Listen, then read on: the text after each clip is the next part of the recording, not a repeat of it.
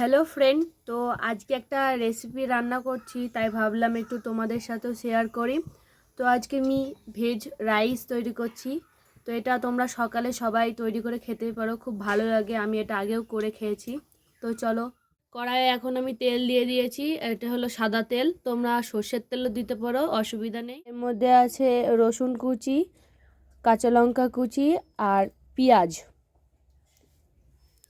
তো এটা আমি এখন তেলের মধ্যে দিয়ে দেবো, করে লাল লাল করে ভেজে নিতে হবে। আমি 3খানা ডিম ফাটিয়ে দেবো এর মধ্যে। তোমরা চাইলেও বেশিও দিতে পারো, আবার কমও দিতে পারো। তো আমি 3খানায় দিচ্ছি। তো চলো,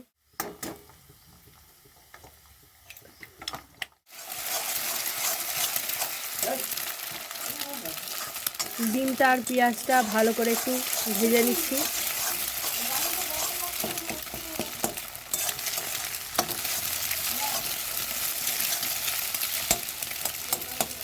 ভাজাটা কমপ্লিট হয়ে গেছে। তো এবার এর মধ্যে আমি রাইসটা দিয়ে দেবো।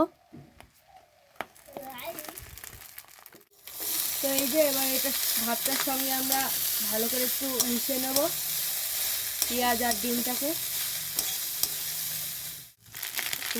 তো এর মধ্যে আমরা একটুখানি হলুদ দেব, চিনি দিয়ে দেবো অল্প করে, আর দেব স্বাদ মতন লবণ। ভালো করে মিক্স করে নেব। কত সুন্দর কালার এসেছে। তো এটা প্রায় রেডি। তো এবার একটু চেখে দেখতে হবে সব কিছু ঠিক আছে কিনা। তো এটা সকালবেলার ব্রেকফাস্টের জন্য খুব ভালো খাবার।